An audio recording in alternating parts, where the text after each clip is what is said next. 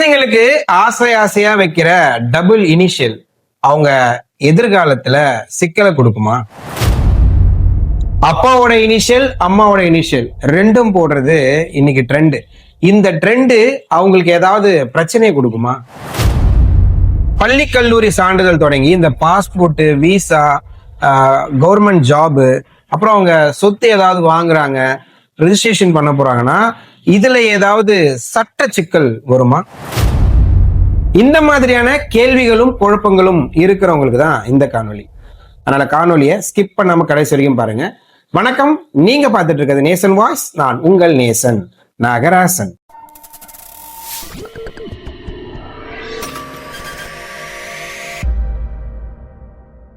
நம்ம சப்ஸ்கிரைபர் பலரும் இந்த டபுள் இனிஷியல் பத்தி கேட்டிருந்தாங்க. அவங்களுடைய கேள்விகளுக்கு பதிலாக தான் இந்த காணொலி.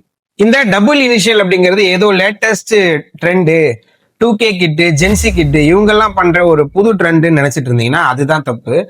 1970s இருந்து இந்த டபுள் இனிஷியல் அப்படிங்கிறது இருக்கு. அதுக்கு முன்னாடியும் இருந்திருக்கலாம். முக்கியமான அரசியல் தலைவர் எல்லாமே அவங்க பேர்ல வந்து இந்த டபுள் இனிஷியல் இருக்கிறத நீங்க கவனிச்சீங்கன்னா தெரியும். ராஜா KM அப்படின்னு சொல்லி ஒருத்தரோட பேரு. இவருடைய ஆவணங்கள் எல்லாத்துலயுமே இதே மாதிரி ராஜா KMன்னு கொடுத்திருந்தாரு. அப்படின்றப்போ இவருக்கு இந்த இனிஷியல் மட்டுமே இருக்குது, ராஜா போட்டு KMன்னு இருக்கு அப்படின்னா அதிகபட்சமா 6 லெட்டர்ஸ் மட்டும்தான் இருக்கு. ராஜா RAJA KM, அவ்வளவுதான். பெருசா ஒண்ணு இதுல பெயர் நீளம் இல்ல, ரொம்ப ஷார்ட்டா இருக்க மாதிரி தான். டபுள் இனிஷியலும் வந்துருச்சு. கேங்கிறது அப்பா பேரு, எம்ன்றது அம்மா பேராவா இருக்கலாம், இல்ல கேன்றது அப்பா பேரு, எம்ன்றது தாத்தா பேராவும் இருக்கலாம். இப்போ இந்த KMக்கு ஃபுல் ஃபார்ம் பாத்தீங்க அப்படின்னா கிருஷ்ணமூர்த்தி அப்படின்னு இருக்கும்.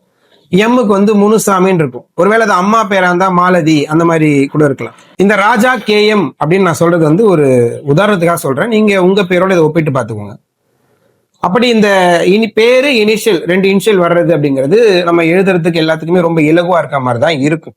ஆனா பாஸ்போர்ட் அப்ளை பண்ண போறீங்கிறப்ப உங்களுக்கு வந்து ராஜா KM அப்படிலாம் பாஸ்போர்ட்ல போட மாட்டாங்க. அந்த கேக்கான ஃபுல் ஃபார்மும் எம்கான ஃபுல் ஃபார்மும் நீங்க கொடுக்கணும். அப்போ என்ன வரும் பாஸ்போர்ட்ல? ராஜா கிருஷ்ணமூர்த்தி முனுசாமி, இப்படிதான் வரும். இதுல சென்ட்ரல் கவர்மெண்ட்டுமே இந்த ஃபுல் நேம் அப்படிங்கிற ஒரு விஷயத்தை தான் கொண்டு வராங்க. இந்த இனிஷியல் அப்படிங்கிறது மெல்ல மெல்ல காணாம போகிறதுக்கான வாய்ப்புகள் அதிகமா இருக்கு. அப்ப இதுல முதல் பிரச்சனையா கருதப்படுறது பெயரினுடைய நீளம். ராஜான்றது சின்ன லெட்டர்ஸ் தான், சின்ன பேர் தான். ஆனா அப்பா பேரும் தாத்தா பேரும் சேர்றது, இல்ல அப்பா பேரும் அம்மா பேரும் சேர்றது அப்படிங்கிறப்ப இந்த பேரோட நீளத்தை பார்த்துக்கோங்க. ராஜா கிருஷ்ணமூர்த்தி முனுசாமி அப்படிங்கிற மாதிரிதான் அவருடைய பேர் வந்து இருக்கும். இது நம்ம ஆவணங்களுக்கு கொடுக்குறோம் அப்படிங்கிறப்ப எல்லாமே எக்ஸ்பென்ஷனா மாறுறதுக்கான வாய்ப்புகளும் சாத்தியக்கூறுகளும் இன்னைக்கு சூழல்ல அதிகமா இருக்கு. ஏற்கனவே பாஸ்போர்ட்ல வந்து எக்ஸ்பென்ஷன் பண்ணி, அதாவது விரிவாக்கம் பண்ணி தான் நீங்க பேரை கொடுக்கணும் அப்படிங்கிறது ஏற்கனவே நடைமுறையில இருக்கு. இப்போ பேன் கார்டுலயே அந்த நடைமுறையை கொண்டு வந்திருக்காங்க. நீங்க இனிமேல் பேன் கார்டு 1ஆம் தேதியில இருந்து நீங்க பேன் கார்டு அப்ளை பண்ணும்போது அதுல உங்க பேருடைய எக்ஸ்பென்ஷன் நீங்க கட்டாயமா கொடுத்துதான் ஆகணும். அப்படி எல்லா ஆவணங்களுமே கொண்டு வரும்போது நீங்க ஒரு ஆன்லைன் ஃபார்ம் போட போறீங்க, இல்ல ஒரு காலேஜ் அட்மிஷன் போட போறீங்க, இல்ல ஒரு நிலம் சொத்து வாங்க போறீங்க, வெளிநாடுகளுக்கு போக போறீங்க, இன்சூரன்ஸ் போட்டிருக்கீங்க அப்படிங்கிறப்போ இது எல்லாத்துலயுமே பெயரை ஒரே மாதிரி இருக்க வேண்டியது, வைக்க வேண்டியது, அதை சரியா இருக்கான்னு பார்த்து மெயின்டைன் பண்ண வேண்டியது ஒரு மிக முக்கியமான கடமையாகவும் கட்டாயமாகவும் மாறிடுது. அடுத்து இந்த பெயரை வந்து நம்ம போடுறோன்றப்ப எல்லா ஆவணங்களையுமே வந்து எல்லா பேரையுமே முழு பேரையுமே முழுசா பதிவு பண்ண முடியாத சூழல் தான் இருக்கு. ஏன்னா அதுல 12 எழுத்துக்கள் மட்டும் தான் போடணும், 15 தான் போடணும், 22 தான் போடணும் அப்படிங்கிற மாதிரி ஒரு கட்டுப்பாடுகள் இருக்கு. நீங்க ஆன்லைன் அப்ளிகேஷன் எடுத்தாலும் சரி, இல்ல ஆஃப்லைன்ல ஒரு அப்ளிகேஷனை ஃபில் பண்றீங்க அப்படின்னாலும் சரி, அந்த பாக்ஸ் கட்டங்கள் வந்து பத்தாம போறதுக்கோ, இல்ல அந்த ஆன்லைன் படிவங்கள்ல உங்க பெயர் வந்து போடுறதுக்கான அந்த ஸ்பேஸ் இல்லாம போறதுக்கோ வாய்ப்பு இருக்கு. இது 2வது. 3வது வந்து அப்படி நீங்க இந்த பேரை முழுமையா டைப் பண்றீங்க அப்படிங்கிறப்ப பிரிண்ட் ஆகி வரக்கூடிய ஆவணங்கள்ல முழுமையான பேர் வராம பாதி பேர் கட்டாயி வர்றதுக்கும் வாய்ப்பு இருக்கு. இப்ப ராஜா கிருஷ்ணமூர்த்தி முனுசாமின்னு இருக்கிறதுல ராஜா கிருஷ்ணா அப்படின்னு வர்றதுக்கும் வாய்ப்பு இருக்கு, இல்ல ராஜா கிருஷ்ணமூர்த்தி அப்படின்னு வர்றதுக்கும் வாய்ப்பு இருக்கு, இல்ல ராஜா கிருஷ்ணமூர்த்தி 3 அப்படின்னு வர்றதுக்கும் வாய்ப்பு இருக்கு. முழு பேரும் வராம கட்டாய வரதுக்கு வாய்ப்பு இருக்கு. அப்படி ஏதோ ஒரு ஆவணங்களை இந்த மாதிரி தவறுகள் தப்புக்கள் நடக்கும்போது அது சார்ந்து எடுக்கக்கூடிய எல்லா ஆவணங்களுமே இது ஒரு பிரச்சனையாவும் சிக்கலாவும் மாற வாய்ப்பு இருக்கு. அடுத்த 4வது ஒரு பிரச்சனை என்னன்னா, இப்ப நம்ம பேரை வந்து ஒரு இடத்துல வந்து நம்ம கொடுக்குறோம் அப்படிங்கிறப்ப அவங்க தட்டச்சு பண்றாங்கல்ல, டைப்பிங் பண்ணும்போது பெயர்ல ஸ்பெல்லிங் மிஸ்டேக்ஸ் வர்றதுக்கான வாய்ப்புகள் அதிகமா இருக்கு. ராஜா கிருஷ்ணமூர்த்தி முனுசாமின்னு போடும்போது முனுசாமின்னு போடுறதுல முனுசுவாமின்னு போட்டுருவாங்க. கிருஷ்ணமூர்த்தின்னு போடுறதுல ஸ்பெல்லிங் மிஸ்டேக் வருது. மூர்த்திக்கு MOORTHYன்னு போடுவாங்க. சில பேர் MUன்னு போடுவாங்க. பேர் தானே டைப் பண்ணிடுவாங்க. அப்படி இதுல வந்து ஸ்பெல்லிங் மிஸ்டேக் வந்தாலும் உங்களுடைய ஆவணங்களினுடைய அந்த சரிபார்ப்பு நடக்கும்போது ஒன்றுலயும் ஒரு பேர் இருக்கும். பேர் என்னமோ ஒரே மாதிரி இருக்கு அப்படின்னாலும் அதுல இருக்க ஸ்பெல்லிங்ஸ் வந்து மாறிக்கிட்டே இருக்கும். எழுத்து பிழைகள் அப்படின்னு நிறைய இதுல வரும்.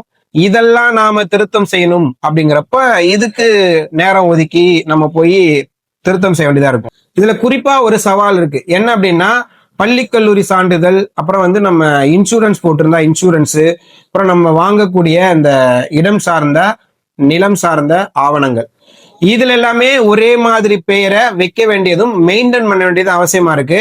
உதாரணத்துக்கு இந்த ராஜா KM வந்து ஒரு பள்ளியில படிக்கிறார், கல்லூரியில படிக்கிறாருன்றப்ப அவரோட சான்றிதழ் எல்லாமே ராஜா KM இருக்கும்.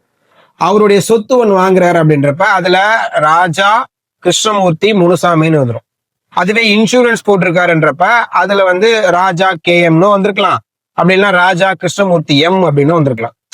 புரியுதுங்களா? அப்படி மாறி வருன்றப்போ அவங்களுடைய இந்த பள்ளி கல்வி சான்றிதழ்கள் வந்து ஒரு ஜாபுக்காக சப்மிட் பண்றோம், இல்ல விசாக்காக சப்மிட் பண்றோம், இல்ல ஒரு பாஸ்போர்ட் அப்ளிகேஷனுக்காக போறோம் அப்படிங்கிறப்ப இதுல இருக்கிற அந்த பெயர் குளறுபடிகள் வந்து மிகப்பெரிய ஒரு பிரச்சனையா மாறி நிற்கும். அதே மாதிரி சொத்து, இந்த ஆவணங்கள் பதிவு பண்ற ஆவணங்கள் இதெல்லாமே ஒரே மாதிரி பேர் இல்லைன்றப்ப அவங்க குடும்பத்தினருக்கு அந்த சொத்தை அனுபவிக்கவோ அல்லது எழுதி வைக்கவோ போகும்போது அதுல நோட்டிபிகேஷன் ஒன்று போட்டு கரெக்ஷன் பண்ணி இப்படி ஒரு தலைவலிகள் வரா மாதிரி இருக்கும். அதே தான் இன்சூரன்ஸும். இப்ப இன்சூரன்ஸ் போட்டிருக்காங்க அப்படிங்கிறப்போ ஏதோ ஒரு எதிர்பாராத சூழல்ல அந்த இன்சூரன்ஸ் கிளைம் கிடைக்குது அப்படின்னாலோ, அதாவது சம்பந்தப்பட்ட ராஜா KMஓ அல்லது அவங்க பெற்றோரோ யாரோ ஒருத்தர், இவர் ராஜா KM தவறினாலுமே இன்சூரன்ஸ் அவங்க பெற்றோருக்கு போகணும், அதுலயும் குளறுபடி வரும். இல்ல அவங்க பெற்றோர் ஏதோ ஒரு பிரச்சனை ஏற்பட்டுச்சு அப்படின்னா அதை வந்து ராஜா KM கிளைம் பண்ணனாலும் இந்த பிரச்சனைக்குள்ள உள்ளாவாங்க. ஸோ இந்த இஷ்யூஸும் இந்த பெயர் டபுள் இனிஷியல்ல இருக்கு. இப்ப இதுல இருக்க சிக்கல்களை பார்த்துட்டோம். இதுக்கு தீர்வு என்ன அப்படின்னா, நீங்க பேர் இது வரைக்கும் வைக்க போறீங்க அப்படிங்கிறப்ப இந்த டபுள் இனிஷியலை கூடுமான வரைக்கும் தவிர்த்துட்டு சிங்கிள் இனிஷியல் வைங்க. அப்படி இல்லைன்னா இனிஷியல் இல்லாம பெயரும் அப்பா பெயரும் சேர்ந்து வைக்கிற மாதிரி பார்க்கலாம். அதுல கொஞ்சம் ஷார்ட் பண்ணி கொஞ்சம் சின்னதா பேரையே வந்து கொஞ்சம் சுருக்கி வைக்கிற மாதிரியும் வைக்கலாம்.